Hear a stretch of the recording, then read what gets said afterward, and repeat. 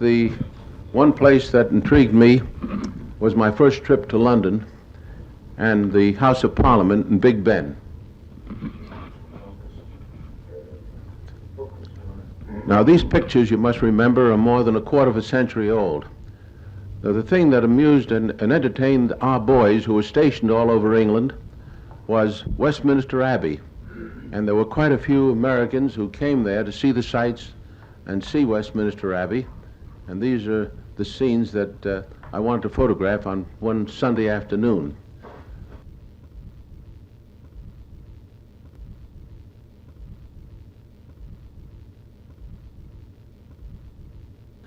Another area that intrigued me was Marble Arch. The Marble Arch on one Sunday afternoon was full of people. You must remember that London was being bombed almost every night in this particular time.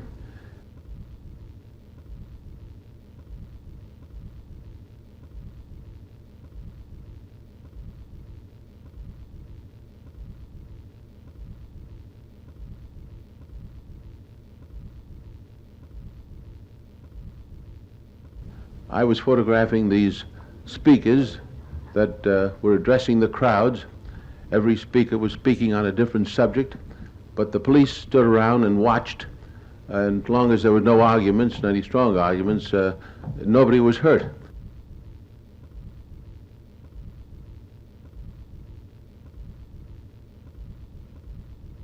The people in the audience were arguing back with the speakers. But these were just typical shots of how we passed the time waiting for D-Day. Most of the children who lived in England, or a great many I should say, were sent out of the city. But a lot of them had to remain behind. But in spite of a war, they managed to find entertainment.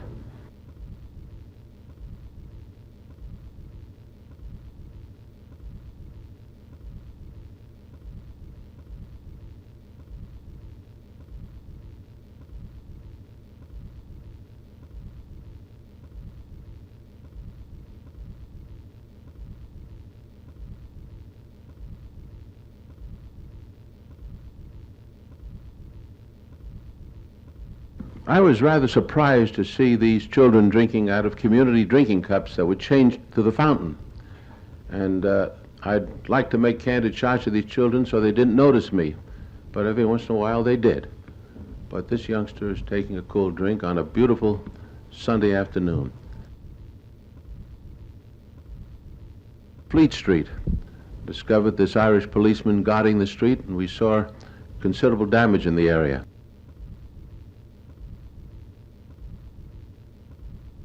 And we discovered that the St. Paul's Cathedral had been hit several times, but not badly damaged. And of course, one of the other attractions was Buckingham Palace and the gates, which were protected by British troops, not in the bearskin hats which they wore in peacetime, but in full war uniforms.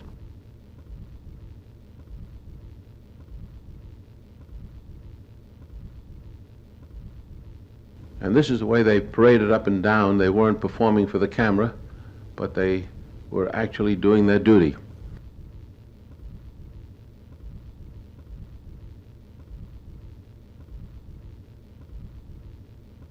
But you notice the barrage balloons in the background. London had barrage balloons all over the area.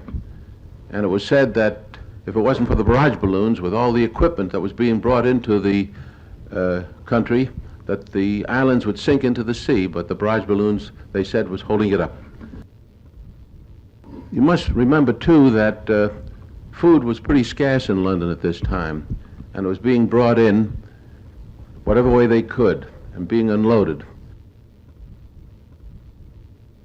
It isn't often you get a bright day like this in the spring in London, and this was an opportunity to show what the soldiers were doing while they were waiting for the invasion.